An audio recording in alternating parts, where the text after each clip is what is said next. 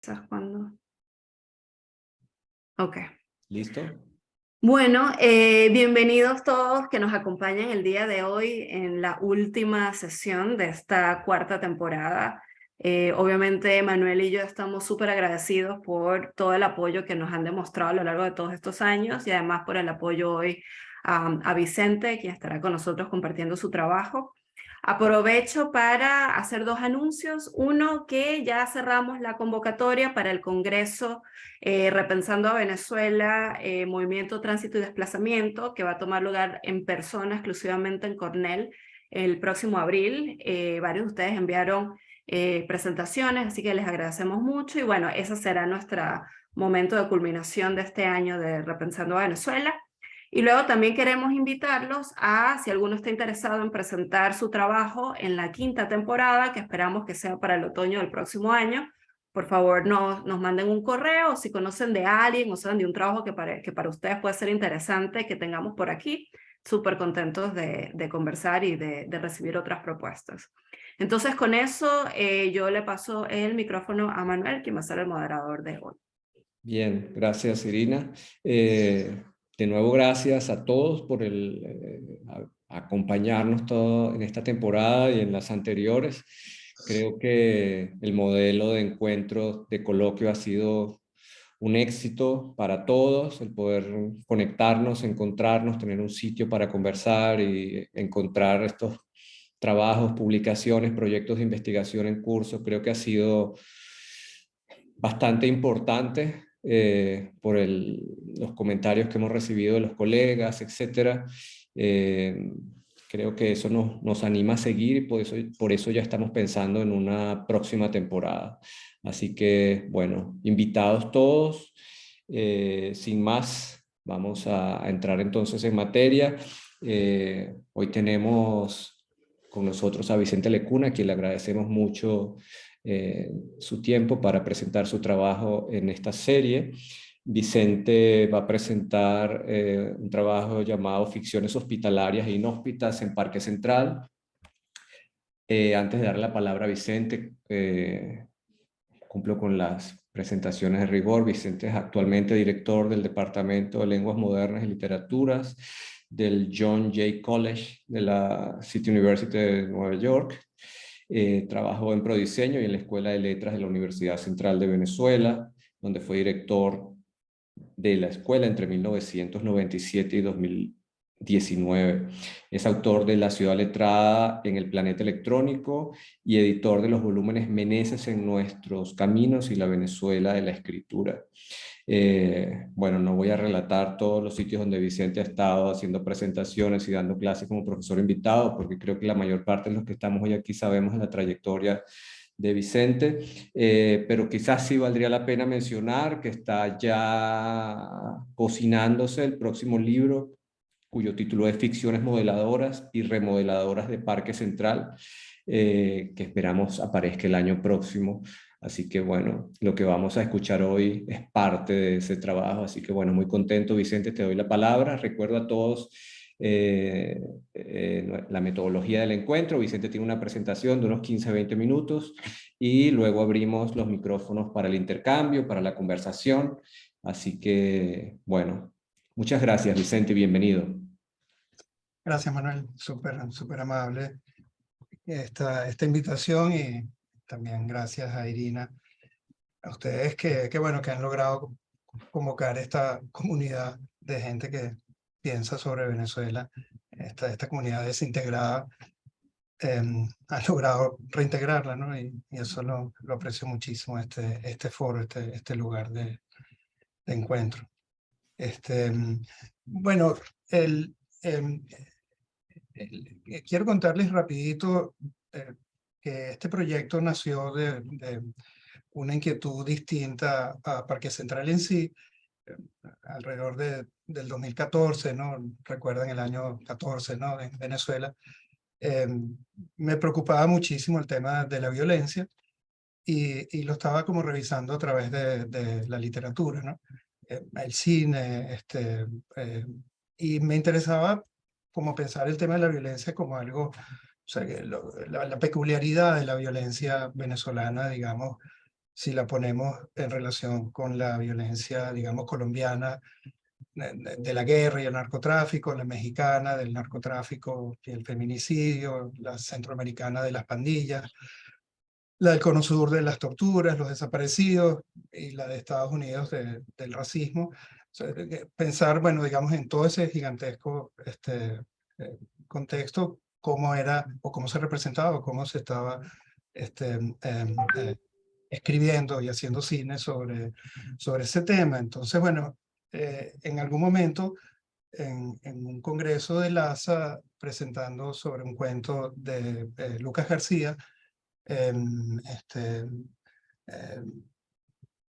Nocturno, de Lucas García, alguien del público levantó la mano y me mencionó un par de cosas de películas, de textos sobre Parque Central, y como que me asomó la idea de que el tema de Parque Central era más interesante que el tema de la violencia venezolana.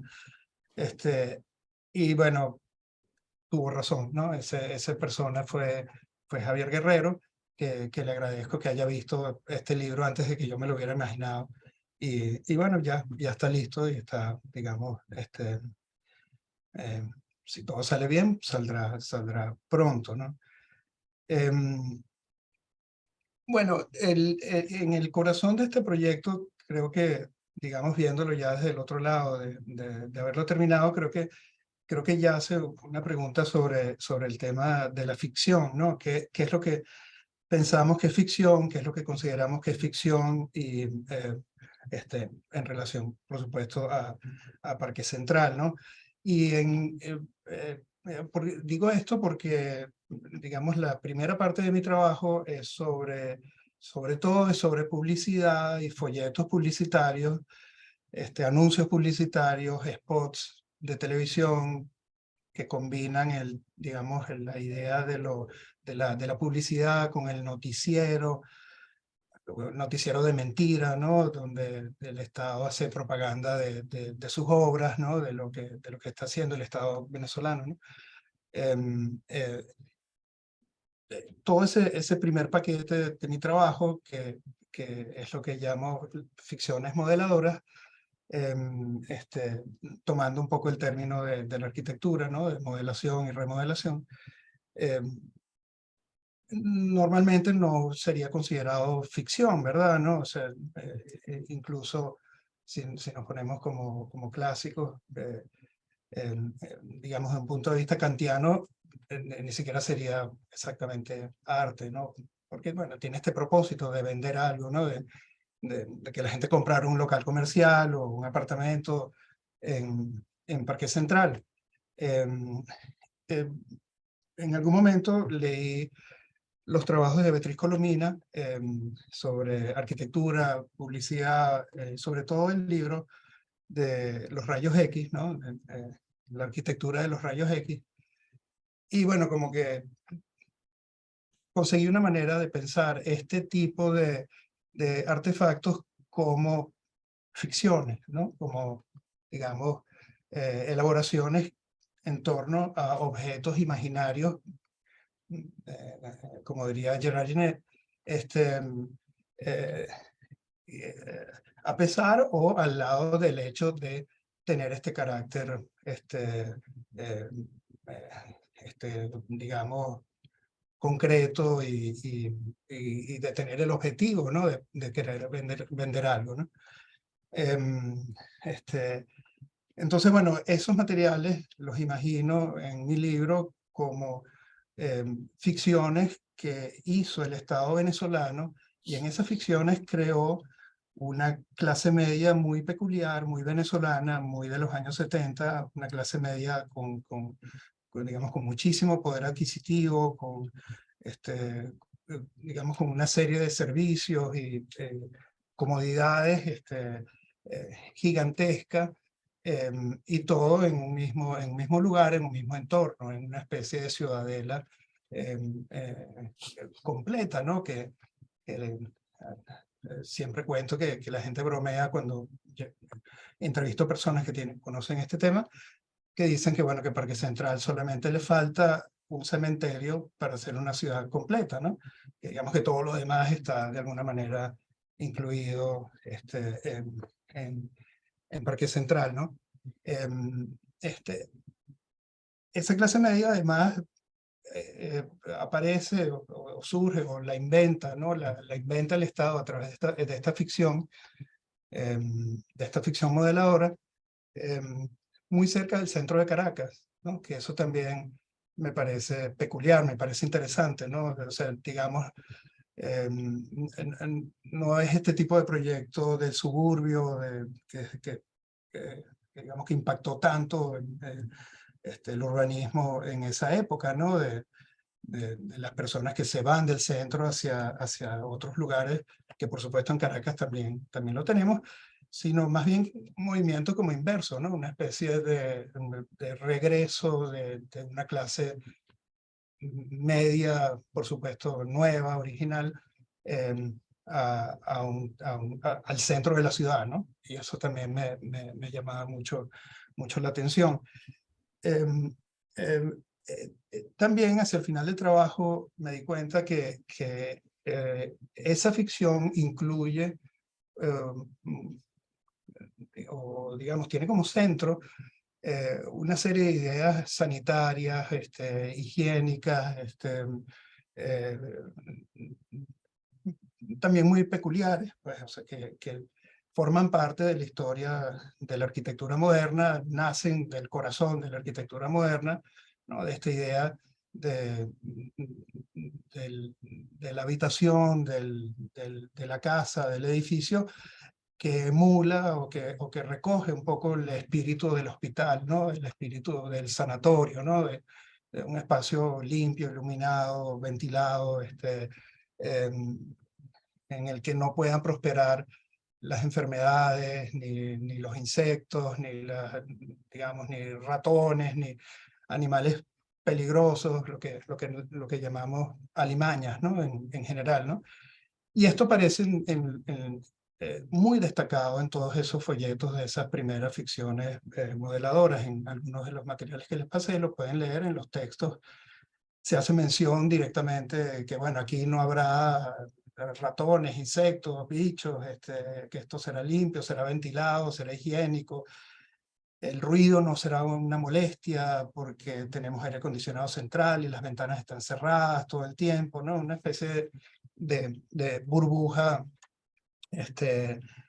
moderna, de la arquitectura moderna, en la que prosperaría, curiosamente, un tipo de clase media sin animales, por ejemplo, ¿no? Que eso me llamó mucho la atención, ¿no? Sin ni siquiera animales domésticos, ¿no? Ni siquiera se hace mención en estos folletos o aparecen representados animales en tanto animales, aparecen animales como comida, aparecen animales como alfombras, ¿no? Aparecen animales como juguetes. Bueno, pareciera que una de las cosas interesantes de esta ficción del Estado venezolano es esta especie eh, eh, de ficción humana, ¿no? Que excluye lo animal. Y con respecto a la cuestión vegetal,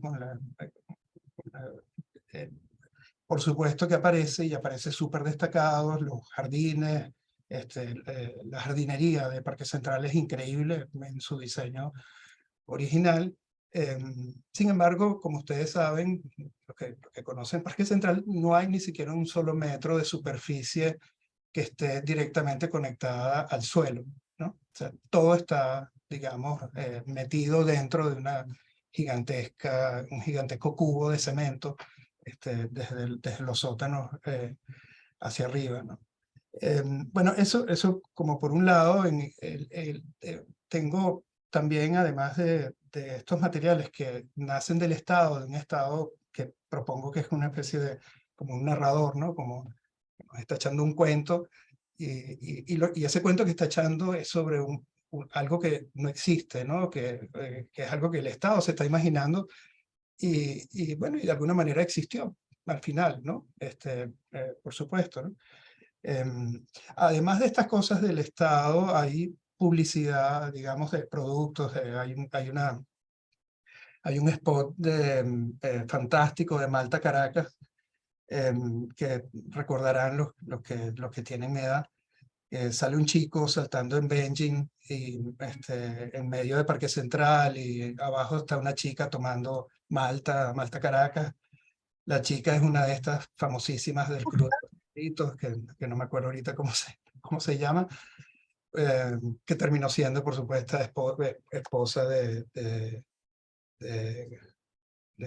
un actor de telenovela. Es una chica como muy famosa, de Guillermo Dávila. Es la última esposa de Guillermo Dávila.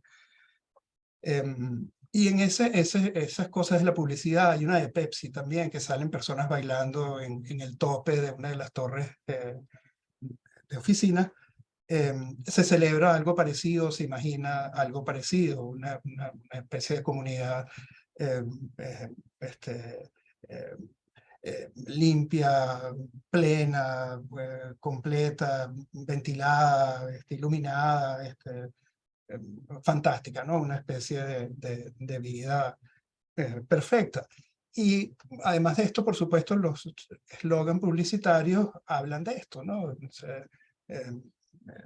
sea, digamos, hay uno que dice que Parque Central, donde nada recuerda el pasado, donde nada se parece al pasado. Otros spots se dice que en Parque Central el futuro ya llegó, ¿no? O sea, como que se colapsa el tiempo y ya llegamos al futuro en Parque Central, ¿no?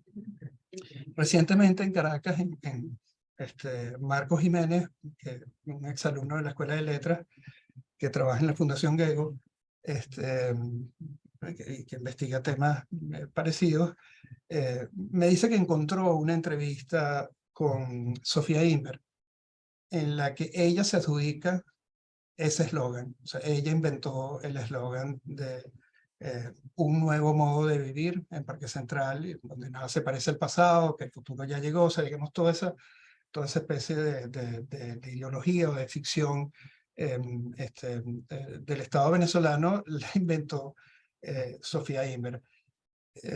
El texto de los folletos que compartí con ustedes no dicen de quién son,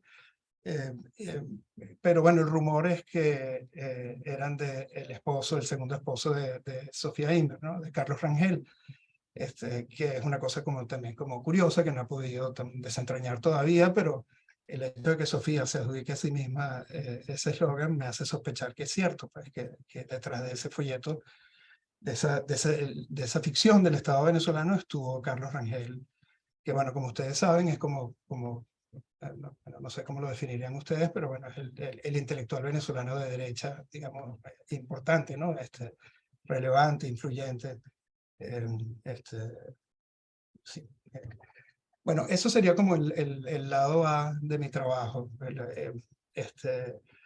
El lado B viene, digamos, con el paso del tiempo, sobre todo a partir de 1983, el Viernes Negro, todo lo demás, toda la historia que ustedes conocen, después la crisis de los bancos, de los años 90, y bueno, el resto de la historia que no hace falta que la repasemos. Ahí aparecen montones de películas, proyectos fotográficos, crónicas,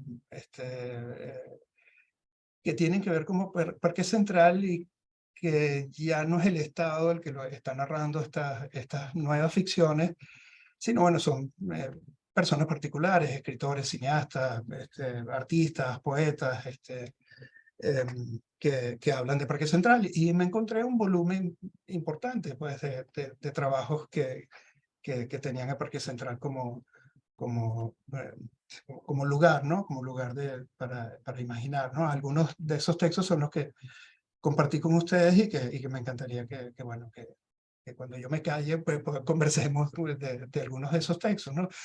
Bueno, en esos textos, como habrán visto, si los leyeron, si conocen alguno que otro, digamos, predomina un espacio, o sea, digamos, en esa remodelación de Parque Central, o en esa ficción inhóspita de Parque Central, predomina, para decirlo rápido, todo lo contrario, ¿no? O sea, digamos, un espacio peligroso, sucio, lleno de bichos, eh, eh, mal ventilado, oscuro, con problemas de que los ascensores no funcionan, aparecen fantasmas que matan a personas, hay una anaconda en el sótano 3, que además aparece en esta crónica de Rey Luca jugando con la idea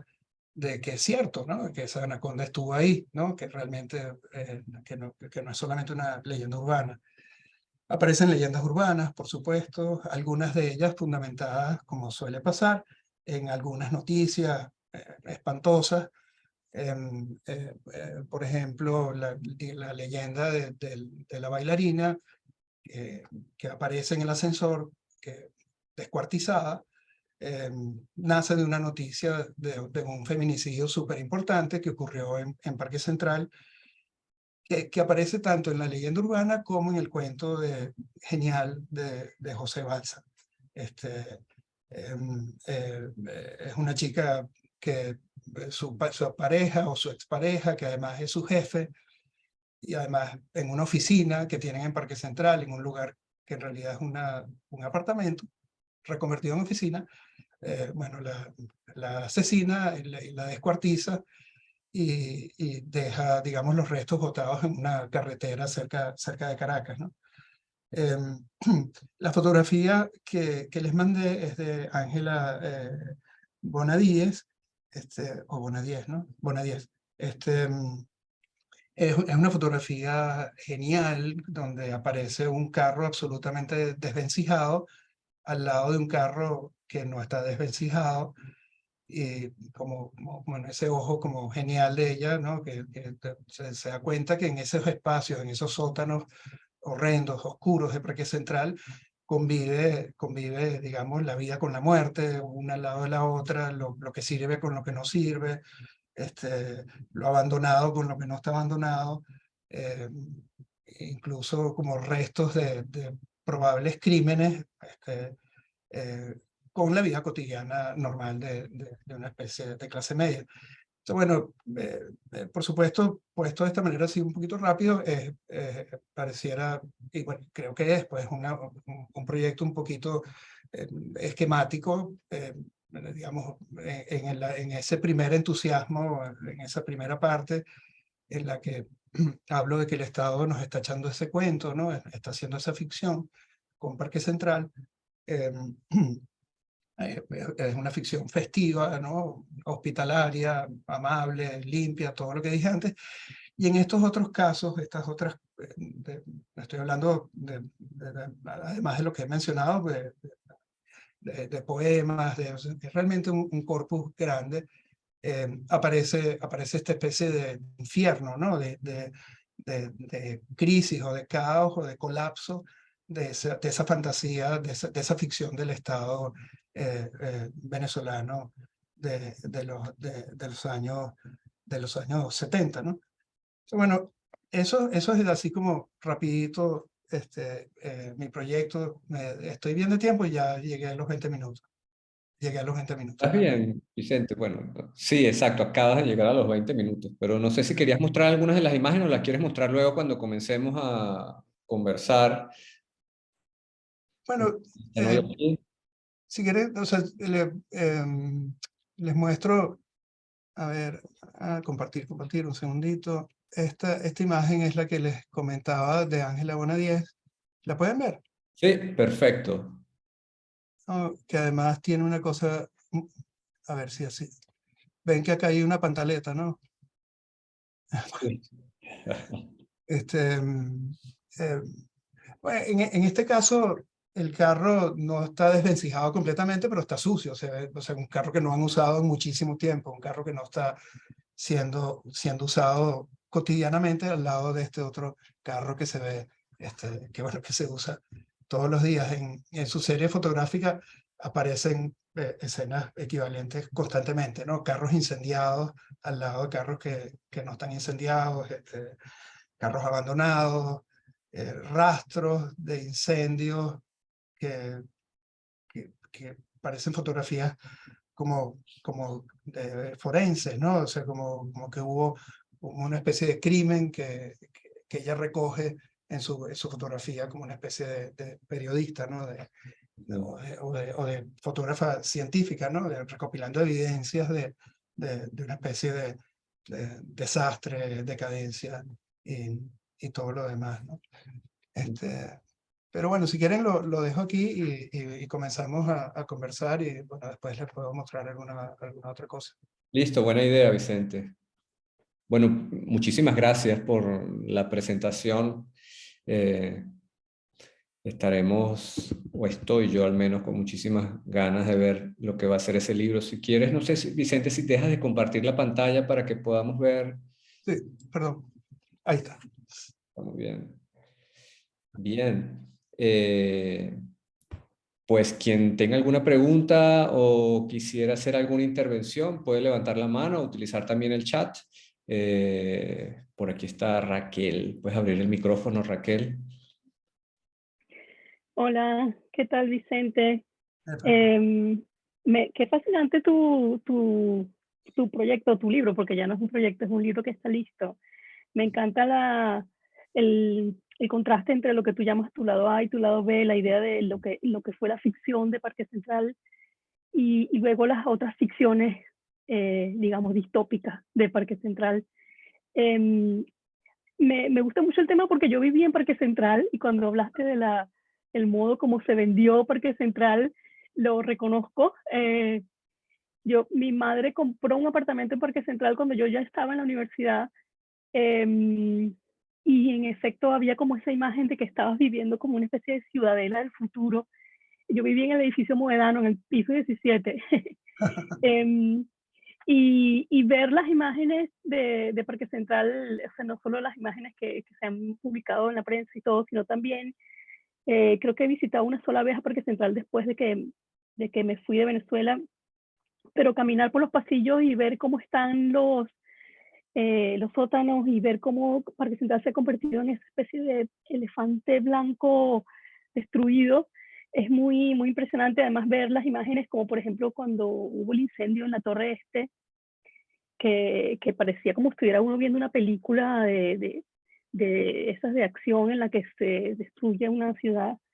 Me pregunto me imagino que más bien que has estado también pensando en esta doble cara de Parque Central en términos también de lo que fue el sueño de modernidad venezolano y en lo que se convirtió ese sueño de modernidad, y quería ver si querías como un poco hablar de esto también, ¿no? Como un Parque Central como la metáfora de esa modernidad que nunca llegó o que más bien se convirtió en ruinas antes de que llegara.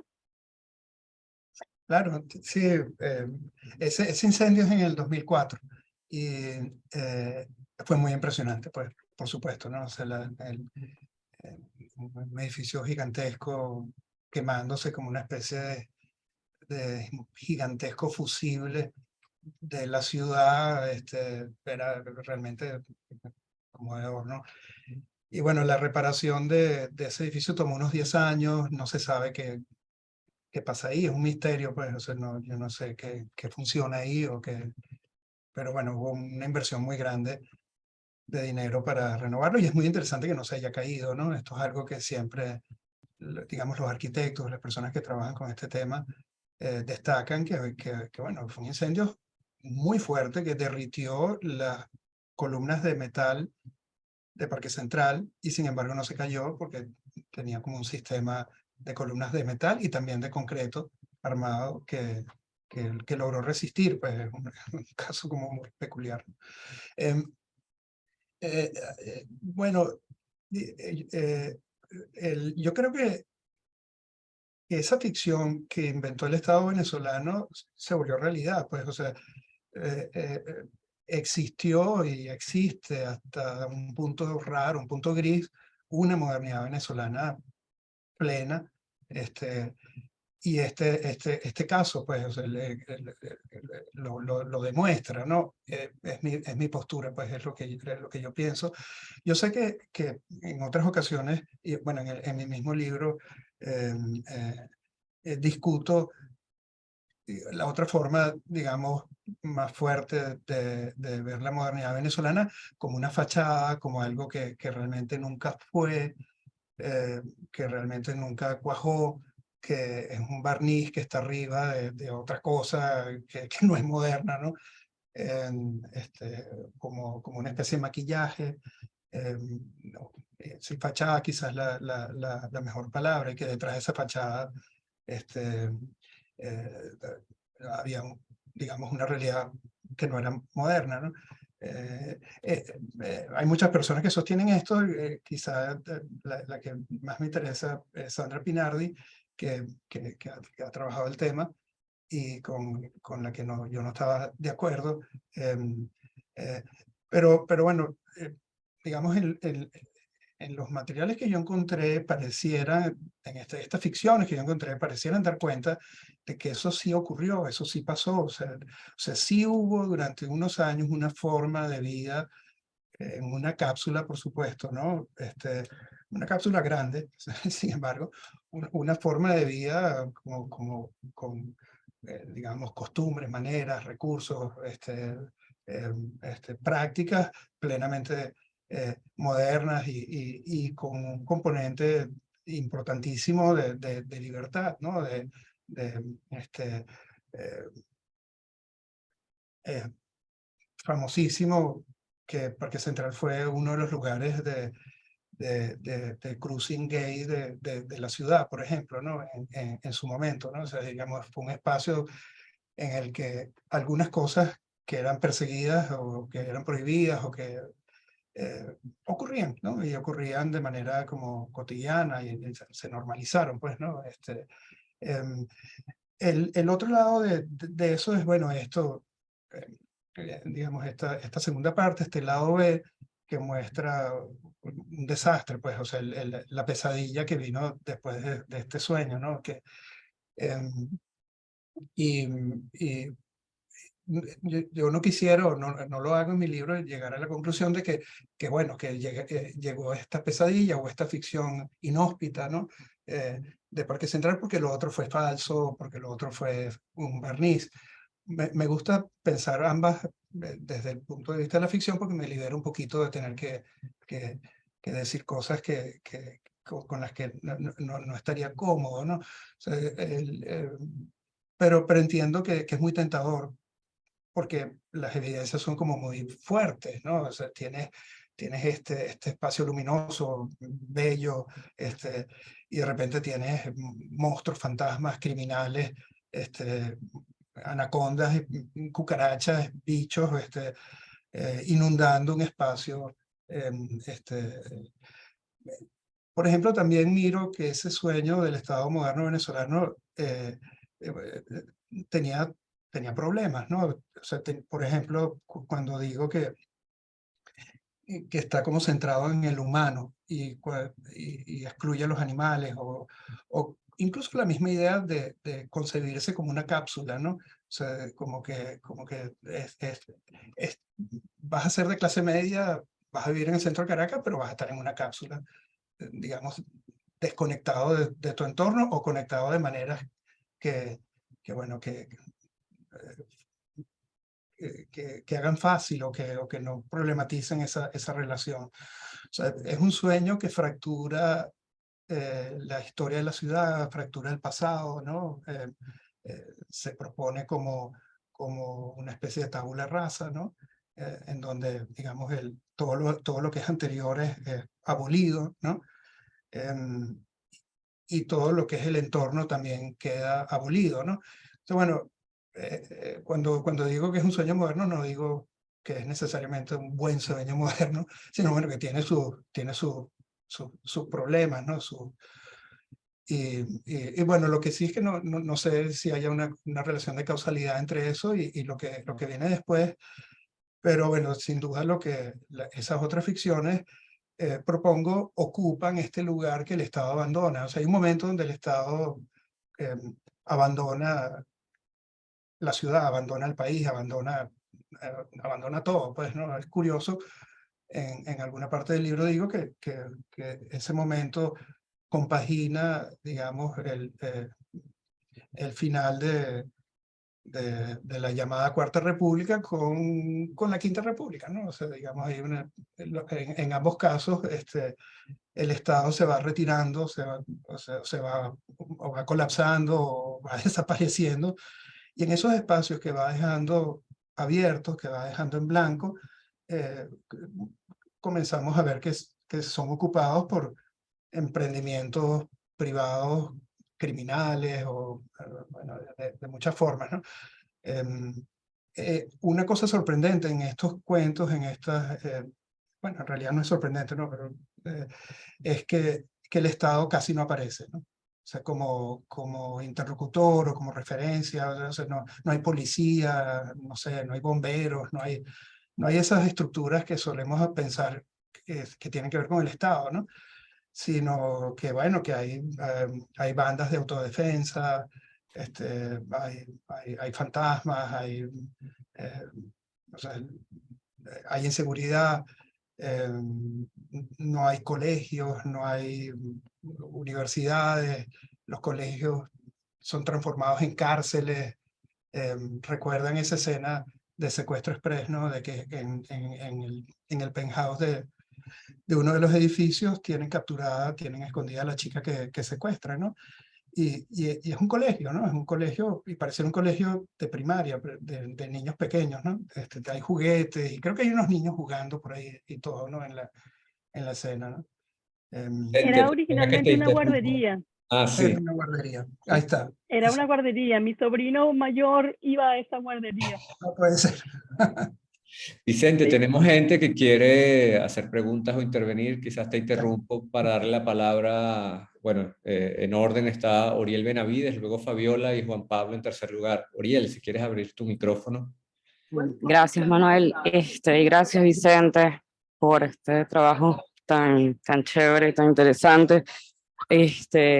Me preguntaba, disculpe si está un poco ruidoso, pero ¿cómo en tu libro y en tu proyecto tratas la comparación de Parque Central con otras unidades habitacionales grandes, también de destinos trágicos, como, no sé, empezando por la unidad habitacional de Marsella o el mismo 23 de enero en Caracas?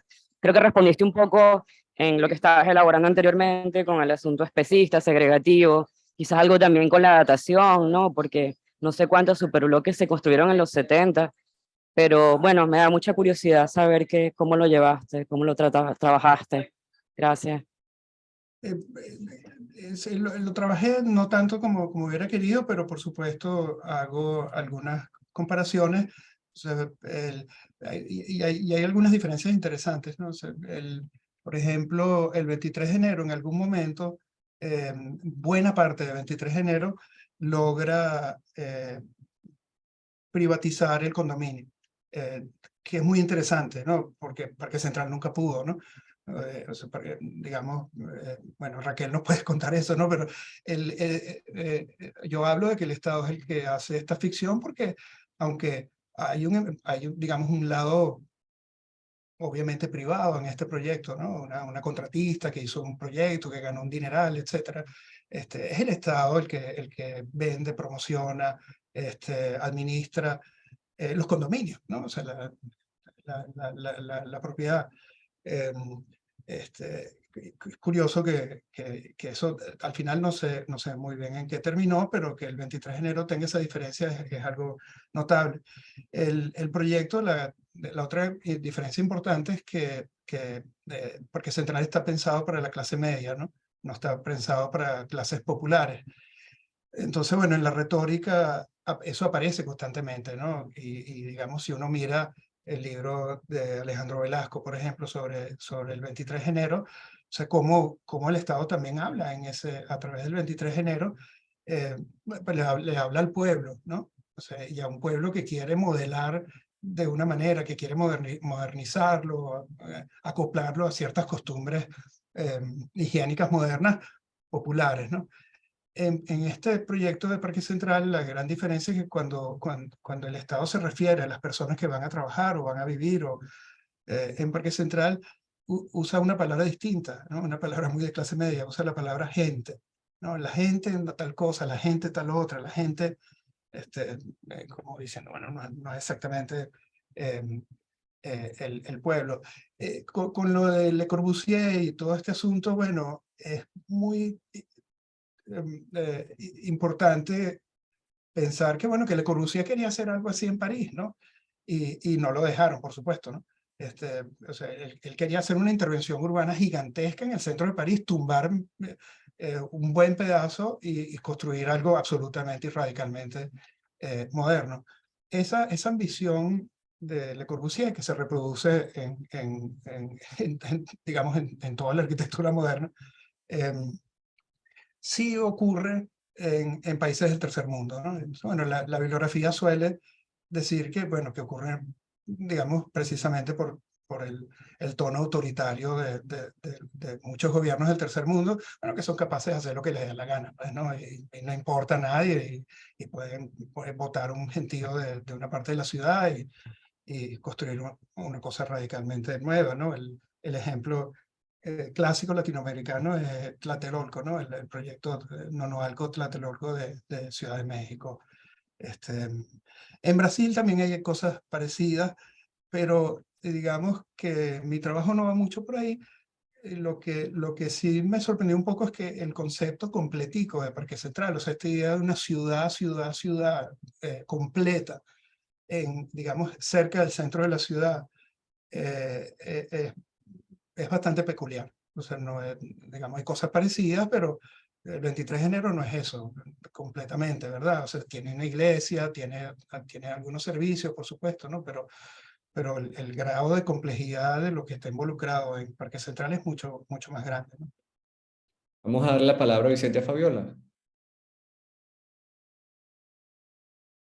Gracias, gracias Manuel, gracias Vicente. Yo me preguntaba, Vicente, nombraste a Sofía Inberg. Entonces, ¿hasta qué punto trabajaste en la investigación en general el rol de Parque Central y en ese sentido, por supuesto, de Sofía Inberg y también de Carlos Rangel, o sea, digamos, ideológicamente en relación a todos estos asuntos, ¿no?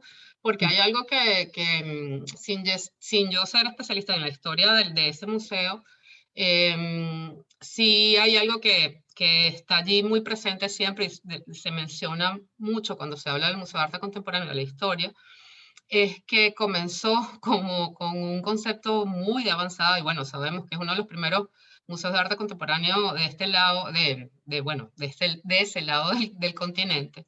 Y en ese sentido fue pionero en la museología latinoamericana, ¿no? Comienza con un perfil de museo de arte contemporáneo, de hecho con uno de los primeros proyectos de avanzada, o sea, una de las primeras exposiciones están de los artistas digamos, más vanguardistas para su momento, por ejemplo, de videoarte, en 1975, ¿no? Y al poco tiempo hay un giro, digamos, como conservador y también que tiene que ver con bueno, con la adquisición de grandes obras de arte moderno. Y de ser un museo de arte moderno, perdón, de ser un museo con un perfil de arte contemporáneo, pasa rápidamente a ser un museo de arte moderno, ¿no? Eso, en ese sentido, sí habías abordado eso. Y una anécdota, una anécdota que no sé si es leyenda urbana, pero claro, yo no trabajé en el Museo de Arte Contemporáneo, pero estuve muy vinculada, bueno, como artista, participé en estos salones Salones Pirelli, o sea, en varias ediciones, y luego también como curadora estuve, aunque no trabajando de planta como equipo, pero sí muy vinculada con el museo. Entonces, y también pues tengo grandes amigos que trabajaron 20, 25 años y más en ese museo. Y siempre se dijo que, no sé ahora, porque bueno, tengo muchos años que ya no estoy al tanto, pero se dijo que hay una habitación dentro del museo, una habitación que fue la habitación de Carlos Rangel y que se preservó durante muchos años, por supuesto, mientras estuvo Sofía Inberg allí, pero incluso después, porque ahí hubo algo que, por supuesto, eso se desdibujó ya, pero el personal, digamos, que se desarrolló profesionalmente con Sofía Inberg, le mantuvo cierta fidelidad, ¿no? Entonces, a pesar de que después llegó el chavismo y todo lo que sabemos, Al parecer esa habitación se mantuvo por años, con objetos personales y todo. Ah, no sabía. Entonces, y además se hablaba también del fantasma de Carlos Rangel en el museo, o sea, por ahí hay cosas creo que interesantes, ¿no? Bueno, eso. Bueno, lo que encontré sobre el museo, como ustedes saben, es que, bueno, que nace de una sala de exhibiciones que no era para un museo exactamente, ¿no? Y en eso se parece un poquito, y volviendo a la pregunta de Gabriel por un instante, se parece un poquito también al helicoide, ¿no? Que el helicoide tenía también la idea de un espacio expositivo, ¿no? Además de ser espacio comercial, ¿no? O sea, un espacio para mostrar cosas, probablemente cosas de empresas, ¿no? Proyectos. Bueno, Sofía desde muy tempranito pilla esto, y el espacio que ustedes conocen es la sala principal, la sala grande, pues, del museo, y luego comienza esta colonización de los espacios de los sótanos, que me interesa mucho para pensar cómo Parque Central es también, o fue también, un espacio muy, ¿cómo se llama? Muy plástico, ¿no? Un espacio que permitió y hasta promovió la transformación de sus espacios internos, y como cambios de uso, cosas como algunas, digamos, no tan extrañas, como tomar un edificio y convertirlo en hotel, ¿no? Que bueno, que no, sí, no, bueno, agarrar un sótano y convertirlo en museo, ¿no? Es una cosa mucho más fuerte, y en esos sótanos también, además de anacondas y crímenes y cosas horrendas, también durante muchísimos años funcionaron salas de teatro importantísimas, que, bueno, cambiaron la historia del teatro en Venezuela, ¿no? Y bueno, no eran espacios originalmente diseñados para eso, ¿no? Entonces, bueno, esto aparece en algunos relatos, algunas cosas, pero pero mucho menos de lo que yo esperaría, pues, ¿no? Las menciones al museo, ¿no? Es como un hueco, pero Bien. gracias. Antes de dar la palabra a Juan Pablo, Irina, voy a aprovechar mi rol aquí de moderador para, digamos, hacer una pequeña anotación. Tenía algunas otras cosas que me gustaría comentar, pero Vicente, hacías la mención de que quizás este tipo de intervenciones eran más visibles, intervenciones del tipo Parque Central, en países del tercer mundo, ¿no? En Venezuela, en Caracas, nosotros teníamos el antecedente previo, el Silencio, que fue también una gran intervención de transformación urbana, bajo el liderado por Villanueva, pero teníamos un antecedente también en otros países, digamos, más recientemente estaba el ejemplo paradigmático de lo que fue la transformación de Nueva York a partir de la intervención de Robert Moses y la construcción de las autopistas, que por cierto Moses estuvo después en Caracas y es parte del autor de las autopistas en Caracas, ¿no? Pero también está la famosa intervención de Haussmann en París. En Berlín también tuvo simultáneamente una intervención. En Europa hay, digamos, bastantes ejemplos al respecto, pero la paradigmática es siempre la de Haussmann, ¿no? En París, la transformación y la intervención de la ciudad. Entonces, bueno, era dejarte esa nota al pie de página. Y no quisiera robarle tiempo, aprovecharme tanto, y déjame darle la palabra a Juan Pablo. Juan Pablo se fue. Gracias, Manuel. Bueno, gracias, Vicente. ¿No? Me encantó. Ya yo, como sabes, conocía un poquito parte del trabajo, y ya me encanta que esto ya esté enrumbado para el libro. Yo tenía una pregunta y un comentario. La pregunta, bueno, ya tú y Manuel hablaron, ya la han tocado, ¿no? Que son posibles comparaciones, ejemplos paralelos en otras partes. Me interesaba en particular en América Latina, pero bueno, ya hablaste un poquito de eso. Sí, lo que sí es que me gustaría, digamos, saber un poco comparándolo con estos otros proyectos más o menos similares que hubo en América Latina, ¿qué es lo que a ti te parece que es, digamos, distintivo, ¿no? Así particular, peculiar de Parque Central. Si hay alguna cosa que tú dijeras, bueno, Parque Central tal vez es único por... tengo curiosidad, sí, bueno, no sé si la pregunta tiene respuesta. Y lo otro es simplemente un comentario, que es lo que decías, que tú sí pensabas que existía, ¿no? Una modernidad venezolana que logró materializarse en este momento. Y bueno, ese es un debate que, bueno, ya leeré lo que tengas que decir al respecto cuando lea tu libro.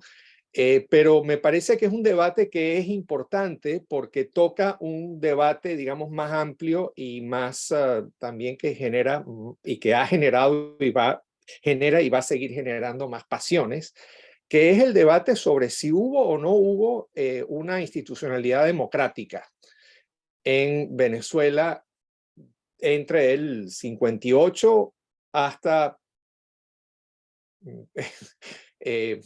la época reciente, si la hubo o no, o si eso fue otra, digamos, otro ideologema como el del Parque Central, que era todo era una máscara y que no había, digamos, ese debate, por supuesto, no nos tenemos que meter ahora en eso, porque eso nos llevaría en otra dirección. Simplemente quería anotar a que eso que estás diciendo en caso del Parque Central creo que forma parte de un debate mucho más amplio y súper importante, ¿no? Entonces eventualmente ya leeré qué tienes que decir al respecto. Eso era todo. Pero muchísimas gracias, me encanta, de verdad. Oh, buenísimo. Con esto último que estás diciendo, me gustaría agregar o sea, que también en algún momento propongo bueno, que ese gesto, esa ficción del Estado venezolano tiene un componente original, ¿no? La de los años 70 tiene un fuerte componente autoritario, sin meterme mucho en el tema necesariamente, bueno, si hay democracia o no hay democracia, pero digamos, o sea, la historia que está detrás de Parque Central, la historia económica, ¿no? La historia material, ¿no? Es que bueno, es un emprendimiento privado que se le ocurre a un emprendedor genial y se le ocurre proponerse la caldera. Y bueno, todos los gobiernos necesitan esta cosa de las soluciones habitacionales. Este señor Delfino, de apellido Delfino, viene de la familia, digamos que eran los dueños de Cementos La Vega, que bueno, que viene de la época de Gómez, ¿no? Digamos, una especie digamos, en términos venezolanos, una especie de dinastía pequeña, poderosa, ¿no? Económicamente hablando. No sé si recordarán, pero Rafael Caldera no tenía mayoría en el Congreso. Y si él hubiera propuesto este proyecto para hacerlo, digamos, con fondos públicos, que era digamos, lo que se suele hacer, como el 23 de enero, todo lo demás, con las cosas del Banco Obrero, no hubiera conseguido apoyo del Congreso. Y entonces, bueno, a este genio se le ocurrió la idea de pedir el dinero prestado sin pasar por el Congreso fuera de Venezuela, a bancos internacionales. En esa época, como recordarán, los bancos internacionales estaban, pero regalando el dinero. O sea, querían que personas pidieran préstamos. No sé exactamente qué era lo que estaba sucediendo, pero era uno de esos momentos en que los créditos eran muy baratos y los bancos estaban persiguiendo a las personas para darle créditos. Quizás parecido a lo que pasó en el 2007, 2008 con la crisis, recuerdan, de los subprime y todo eso, hace relativamente poco, ¿no? Entonces, bueno, hay una lectura o hay una forma de pensar a Parque Central también desde esa tonalidad autoritaria que bypassea al Congreso para conseguir un dinero internacional a un costo bueno, barato, será un buen negocio sin duda. Y bueno, el otro lado de la moneda, el lado B de la moneda es 1983, cuando, digamos, ya no podemos pagar esos créditos. Y no los podemos pagar porque los intereses suben, ¿no? Porque ese dinero que lo pedimos prestado barato, había que pagarlo caro. Y bueno, digamos, es otra historia, la historia de la crisis económica venezolana, ¿no? Sí. Vicente, Irina, ¿quiere intervenir también? Irina. Gracias, gracias Vicente. Yo había escuchado parte también del proyecto antes y realmente me entusiasma mucho que ya el próximo año podamos leer el libro.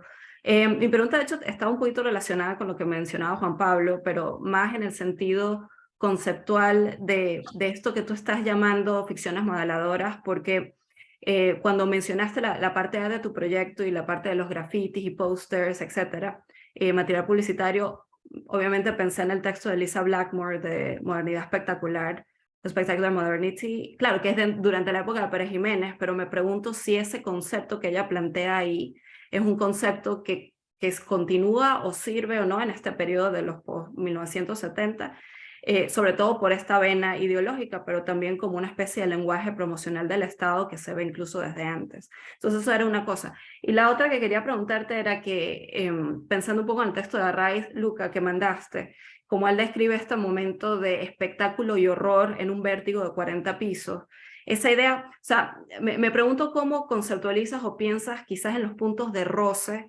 entre esa ficción del Estado y esta otra ficción como subterránea de las alimañas. O sea, en qué momento, cómo se piensa ese momento de roce y en qué sentido las alimañas y los fantasmas operan en estos textos, más allá de mostrar lo que está debajo. Perdimos a Irina. Se colgó Irina, pero creo que ya había formulado algo de su pregunta. Ya nos había adelantado que en su casa es inestable un poco la conexión. Volvió Irina. Te perdimos por 5 segundos. Sí. Te volvimos a perder. Pero, Bueno, si quieren, creo que podrías comenzar a comentar a partir de la intervención de Irina mientras ella se reconecta. No, claro. El libro de Lisa Blackmore es fantástico y fue muy influyente en mi escritura y me interesa muchísimo su trabajo. Y se conecta un poco con esta idea o sea, lo que ella llama espectacular, quizás es lo que yo me refiero con ficción, ¿no? O sea, digamos, es parecido, pues no necesariamente es lo contrario. Ella enfatiza mucho una idea que también aparece en los trabajos de Beatriz Colomina, de cómo buena parte de la arquitectura del periodo de la dictadura de Pérez Jiménez hace aparición, se promociona, se conoce en revistas, ¿no? En papel. Digamos, aparece en revistas internacionales y todo esto fue parte de un trabajo de lobby de la dictadura venezolana, ¿no? O sea, de propaganda, ¿no? O sea, digamos, eso que ella llama propaganda, yo lo llamo ficción, pero bueno, no está reñido, son dos cosas que no están reñidas. La propaganda, por supuesto, también, la propaganda política, pues, ¿no? Es una forma, un género de la ficción, podemos verlo como un género de la ficción, o sea, y bueno, se pueden hacer comparaciones interesantes, ¿verdad? Por ejemplo, bueno, en el libro clásico de Fernando Coronil aparecen estas comparaciones entre Pérez Jiménez y Carlos Andrés Pérez, ¿no? O sea, tienen, digamos, si fueran escritores estarían en el mismo, digamos, en el mismo árbol familiar, ¿no? Hacen cosas parecidas, ¿no? Hacen gestos, como diría él, a partir de Cabruja, mágicos, ¿no? Y también eso que él llamaría mágico, yo lo llamaría, digamos, quizás de una forma un poquito más clásica, más convencional, ficciones, ¿no? O sea, cosas que están hablando de objetos imaginados, aunque esos objetos imaginados, o a la vez que esos objetos imaginados existan o no existan, ¿no? Vicente, sí, fíjate que estabas entrando en un tema que a mí me interesaba y era quizás a partir de la pregunta de Irina de profundizar en el plano teórico, era ir hacia esa idea tuya de la ficción, de cómo esos relatos del Estado tú los vas retomando y los vas mapeando para conceptualizarlos como parte de relatos o de narraciones ficticias.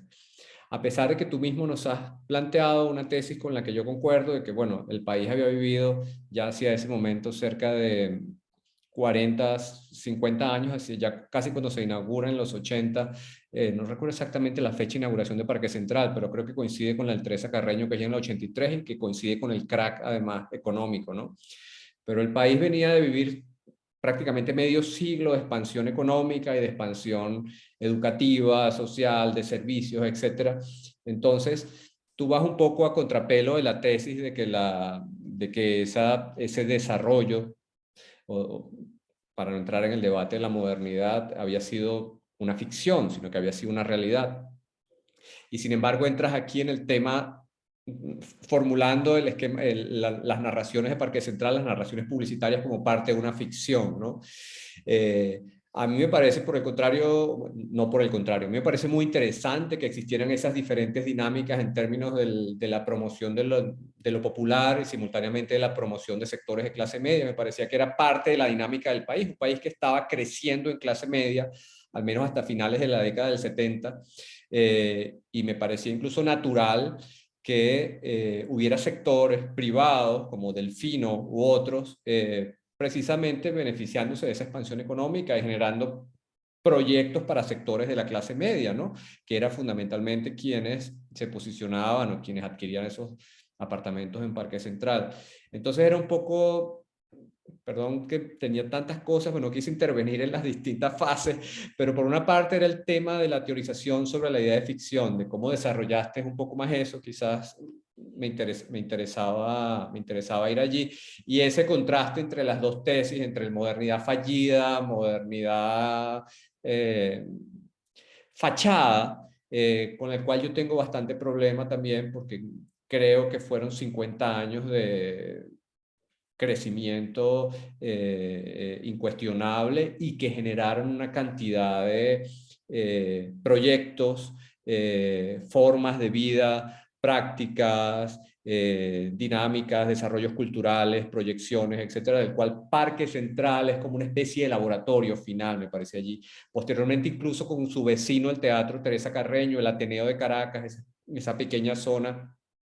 Parque Central incluía también el Museo de los Niños, no se nos olvide, estaba la piscina Teo Capriles, es decir, como tú dices, era una gran ciudadela, ¿no? Que incluía cine, teatro, la sede de Fundarte, la sede de la compañía aquella de danza, no recuerdo el nombre, que estaba en otra azotea de uno de los edificios, es decir, era de verdad un laboratorio de lo que había sido, no voy a mencionar la palabra modernidad, pero sí esa transición venezolana a una cosa diferente, que quizás no un estadio final moderno, que ya sabemos que no existe en ninguna parte, pero sí, digamos, una forma de vida que era bastante distinta a la que teníamos en 1920, ¿no? Claro. No, sí, bueno, wow, es una cosa como muy grande. Déjame concentrarme en cositas como más pequeñas. Es que has abierto muchas ventanas, a mí me estaba aquí No, pero sí, guardando, pero tu presentación me hizo pensar en muchas cosas, no es necesario, por supuesto, que las abordemos todas, ¿no? por eso quizá hay una forma de pensar esto, es que, digamos, con los materiales que estudio, con las cosas que trabajo, en algún momento me encontré con esta película de Jacobo Penso sobre el Grupo Madera, la finca de La Marín. finca de Marín. Exacto, que está, digamos, al lado de Parque Central, ¿no? Es el otro lado de Parque Central, ¿no? Y es una película que me imagino que la conocen, muy linda, ¿no? Muy buena, muy antropológica, ¿no? Es como, incluso hasta tiene una cosa, digamos, romantiza un poco la vida popular, pero buenísima, ¿no? Es una cosa fantástica. Y al comparar esa forma de vida digamos, de los barrios de San Agustín con la forma de vida que creó el Estado venezolano En Parque Central, bueno, encontramos como gigantescas diferencias, ¿no? O sea, en Parque Central hay un espacio especializado para cada cosa, que luego colapsa, que luego se mezcla todo, por supuesto, ¿no? Que los cambios de uso, todo lo que estábamos hablando, todo muta, ¿no? Mientras que lo que es notable en esta linda película es que, por ejemplo, la calle es un espacio multidisciplinario, por decir algo, pues, o sea, en la calle es estacionamiento, cancha deportiva, barbería, salón de clases, salón sala de conciertos, o sea, digamos, ¿cómo llaman eso? Una sala multiuso, ¿no? Como decíamos en la Universidad Central. Entonces, bueno, el tema de la modernidad, o sea, a mí me gustaría pensar que eso que está pasando ahí en San Agustín, que además, bueno, tiene este componente que una parte de San Agustín también fue un proyecto del Estado venezolano, ¿verdad? ¿No? Es muy lindo que tengamos tan cerca un proyecto de 1920 y un proyecto de 1970, ambos del Estado venezolano, ambos proyectos, digamos, habitacionales, ¿no? Que sean tan vecinos, ¿no? Se me fue la idea. Ah, no, ya. O sea, ¿qué pasa si pensamos que esos barrios que están ahí, digamos, son tan modernos como Parque Central o como esos años jubilosos de Parque Central? Es decir, no como, digamos, un poco como Pérez Jiménez quería pensar, que era, bueno, hay que tumbar los ranchos y construir bloques.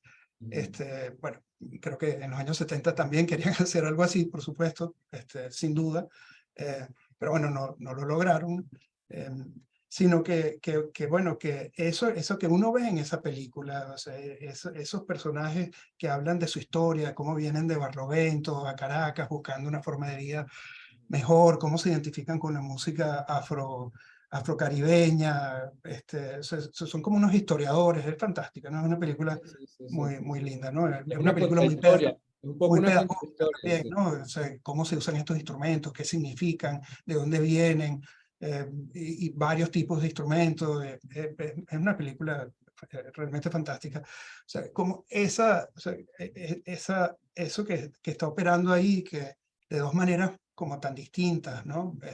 Una como de clase media, otra, digamos, más popular, una sin duda más blanca, otra más afro-venezolana, ¿no? Una con una especie de corte radical del pasado, como que el pasado, no queremos saber nada del pasado, ni nada del entorno. Y otra, la del Grupo Madera, con una conexión durísima con el pasado, o sea, con una cosa con la memoria. Nosotros venimos de Higuerote, no venimos de cualquier lado, ¿no? Y esta música que estamos tocando viene de África, y pasó por Higuerote y llegó a Caracas, y se conecta con lo que hacen los cubanos y lo que hacen en el Caribe. Eso es toda como más, o sea, un gesto, un deseo de historia y de contexto. O sea, que uno podría decir, bueno, ese es el mundo tradicional que muere, que está detrás de la modernidad, que la modernidad supera, a mí me gusta pensarlo, incluso si lo vemos como temporalmente, más bien como algo paralelo, pues, o sea, Bueno, como sin duda, sin duda. lo que esas personas hablan no es los instrumentos que tocan, la música que hacen, las letras, la conexión con Cuba, por ejemplo, ¿no? O sea, con compositores cubanos, con música cubana, habla de una ciudad muy moderna, ¿no? De una clase popular vecina de este complejo de clase media,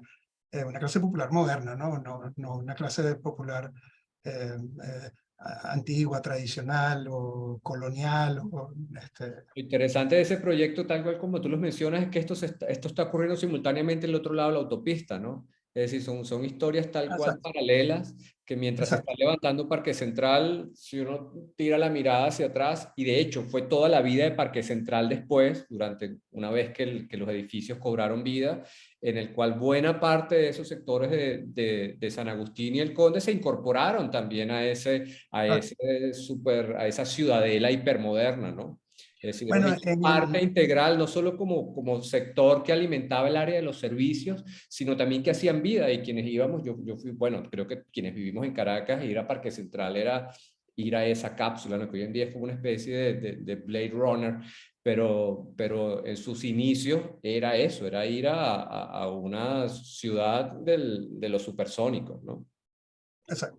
Sí, los baños es como bañarse en el Apolo 12, ¿no? Es Sí, como, sí, sí, tal cual. bueno, Raquel nos puede contar, ¿no? Pero lo que era interesante Naves espaciales. era encontrarse a esa gente de San Agustín que igual estaba haciendo vida en esos espacios, ¿no? Claro, claro, claro. El afiche de esa película, de hecho, sale, digamos, en primer plano uno de los protagonistas, Mandingo, no sé, un percusionista venezolano famosísimo, Ajá, uno de ajá. los sobrevivientes del accidente que tuvo el Grupo Madera. Y de fondo sale una de las torres de Parque Central y sale en construcción. Mm, Es súper interesante. Recordarán que una de las torres tuvo una de esas grúas de construcción toda la vida, pues, o sea, como que siempre estuvo en construcción. mm, Este, mm, y que es una imagen que habla mucho, pues que dice mucho, ¿no? O sea, el primer plano es el barrio lleno digamos, de árboles y digamos, un barrio como idealizado, sin duda, ¿no? sí, Y de sí. fondo una modernidad que se está construyendo, ¿no? Un edificio muy alto que está todavía, o sea, que no está listo, pues, ¿no? Que está en un proceso, en un largo proceso. Con respecto a la fecha, Parque Central se interrumpe en el 83, un poco por la crisis económica. Claro. El proyecto era más ambicioso, había una tercera etapa al norte de la Avenida Bolívar, que nunca, por supuesto, se hizo. Eh, y en realidad comienza a finales de los años 60, en el 69, creo que empiezan a abrir el hueco en el 69, ¿no? O en el 70, pues, por ahí, ¿no? La, la primera la primera etapa, como se llama, se inaugura alrededor de 1973, ¿no? Que fíjense, es más o menos es el mismo año en que nace el Museo de Arte Contemporáneo, ¿no? O sea, Claro, claro. aparecen casi al mismo tiempo, quizá unos meses después, Sí. apenas unos meses después Vicente, aparecen. yo no sé si si existen crónicas o relatos como parte de tu trabajo de investigación sobre, digamos, los detalles de la construcción, la evolución, cómo se fueron sumando las distintas, digamos, piezas de lo que fue después esa enorme ciudadela, ¿no? Bueno, conocemos mucho del Museo de Arte Contemporáneo porque el museo asimismo fue construyendo su propia historia, bueno, es parte de lo que es la propia historia del museo, pero lo que son los otros elementos que se fueron incorporando. Y yo quería mencionar que el proyecto que se va desarrollando y que se junta con eso, que es el Teatro Teresa Carreño que está al lado, tenemos en Trópico una crónica muy valiosa de Dieter Kunkel, el arquitecto, que se llama El Teatro Teresa Carreño, una historia personal, Es donde él buenísimo. relata cómo surge el proyecto del Teatro Teresa Carreño. Es una mezcla de relato técnico y biográfico sumamente interesante para pensar también toda esta idea de cómo se articula y quiénes son los protagonistas y cómo se van juntando esas piezas entre política, economía, arquitectura, diseño. Y como ese proyecto se está desarrollando en momento en paralelo con Parque Central, es bien interesante el contrapunto allí del relato de Dieter entre los arquitectos que se están pasando. Lamentablemente esa crónica no puede desarrollar después lo que es la parte de la jardinería, pero habla de la llegada de Roberto Burle Marx y cómo él luego pasa a desarrollar también la parte paisajística del Teatro Teresa Carreño. Es decir, creo que es una historia que complementa muy bien, Es buenísimo. menos en algo de la biografía, tu relato, ¿no? Sí, pero si quisiera, un poco agarrándote de algo que mencionaste por el camino, me recordó que algo que quería decir antes y olvidé, que hubo un escándalo muy grande de corrupción también con Parque Central, y como es un proyecto que fue, digamos, comenzado por los copellanos, lo siguieron los adecos y colapsa en un gobierno copellano, ¿no? O sea, es una cosa que no se interrumpió con el cambio de gobierno, que es nuestro clásico, pues, ¿no? De las obras públicas. Em, digamos, hubo críticas de lado y lado en distintos momentos, por supuesto, en el Congreso, ¿no? Y una que es muy importante es la crítica que hizo Luis Piñeruga Ordaz, el candidato presidencial de Acción Democrática, de la socialdemocracia, que no ganó, pero bueno, que fue senador o diputado, me imagino que senador, ¿no? Y hay una declaración que la tengo completa, donde él dice que en Parque Central se gastó tanto dinero construyendo Parque Central como publicitando a Parque Central. Entonces, bueno, me imagino que es una exageración, por supuesto, pero es interesantísimo porque habla bueno, de la corrupción, por supuesto, pero también El relato. económico, del entusiasmo que tuvo esta ficción, ¿no? Que tuvo, o sea, tuvo mucho financiamiento. Pues. Entonces, la cantidad de anuncios publicitarios que aparecieron en los periódicos, en televisión, es monstruosa.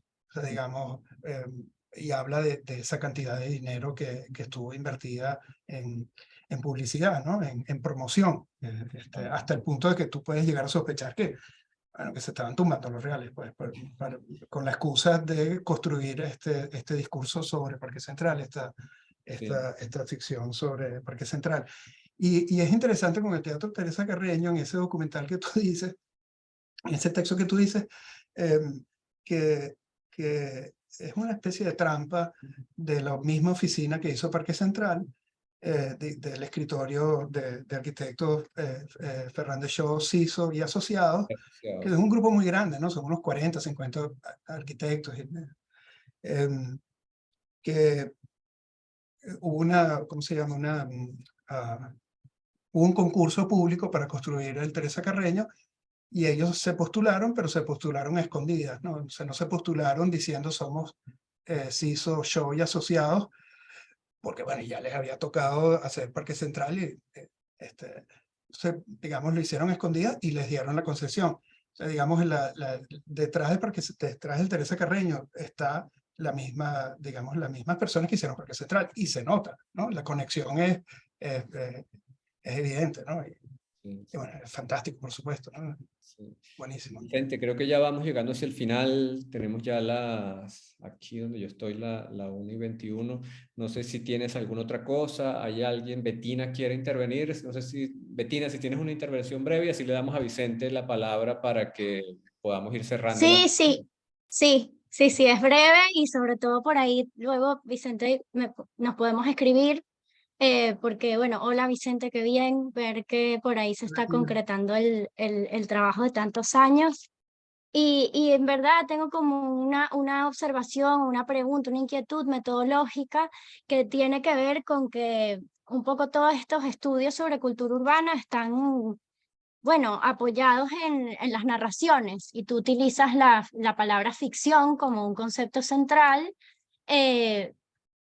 Y yo me quedé muy del seminario que cursé contigo, con Luz Machado, con la oración por los árboles. Yo estoy pensando en esas poéticas que no son apologéticas de lo moderno, sino que lo resisten, que lo padecen, que lo leen más bien con una lucidez de gran potencia.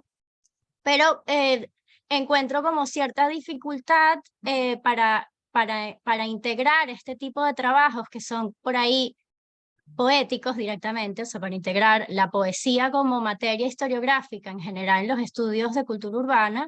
Y creo que es una de tus audacias, o sea, trabajar con esos distintos materiales, con el cine, con la fotografía, con la poesía, aunque sin embargo en los materiales que recibimos para esta fecha, veo que hay como, bueno, una potencia en la parte de la narración como fuente que sigue siendo preponderante. Entonces, bueno, mi pregunta es más metodológica, tipo de cómo abordar o cómo incorporar esos otros tipos de registros que tienen menos peso en la tradición de la crítica literaria, y por ende, por ahí, en consecuencia, en los estudios sobre cultura urbana. Y ya, puedo dejarlo, está ahí mi pregunta. Qué bueno verte, Bettina. Oye, no... Cuando estuve ahorita hace poquito en Caracas, presenté en la Escuela de Letras un trabajo en el que no hablé de ningún cuento, ninguna novela, nada literario, sino solamente cine, ¿no? O sea, cine y Parque Central, ¿no? Documentales y Parque Central, películas que tienen que ver con Parque Central. Y bueno, un querido colega del público se quejó, pues, que cómo vienes a la Escuela de Letras a hablar de cine. O sea, realmente no, o sea, quizás es un problema que que ya está desactivado, ¿no? O sea, desde hace algún tiempo no los trato de manera diferente, los trato de la misma manera. Es verdad, quizá lo que les mandé, no sé, me pareció que para esta ocasión era chévere mandarles literatura y ya sin ninguna, no quiere decir que sea el centro de mi trabajo tampoco, ¿no? O sea, hay cosas de fotografía, de cine, otras de poesía también. Hay un poema muy lindo de Igor Barreto sobre Parque Central que es fantástico, que es realmente una cosa. Hay otro de Eda Armas también, tiene un poema muy lindo de Parque Central. Mire, y ahí está Amalia. Sí. ¿Qué es más Amalia? Vicente, muchísimas gracias por la presentación, por permitirnos conocer algo del archivo de lo que fue este trabajo, y creo que quedamos con muchas ganas de ver el libro el próximo año. Tengo también que aprovechar para dar las gracias a todos los que nos acompañaron fielmente a lo largo de esta temporada y que han estado con nosotros en los últimos años en esta serie de Repensando Venezuela. Recordarles también que todas las sesiones fueron grabadas y a partir de la semana próxima van a estar totalmente en el canal de YouTube de Trópico Absoluto. Así que de nuestra parte, Irina y mía, 1.000.000 de gracias. Creo que, como bien mencionaba Vicente al comienzo, la idea de ir gestionando, de ir promoviendo esta comunidad de investigadores y de docentes, académicos y también gente del mundo de las artes, de otras disciplinas de la creación, ha sido muy provechoso para todos, para conocer, para ponernos en contacto, para alimentar esta red.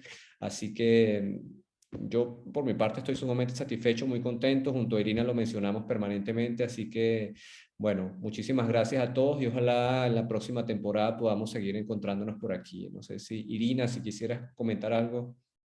No, nada, feliz Navidad, feliz año. Nos vemos el próximo otoño.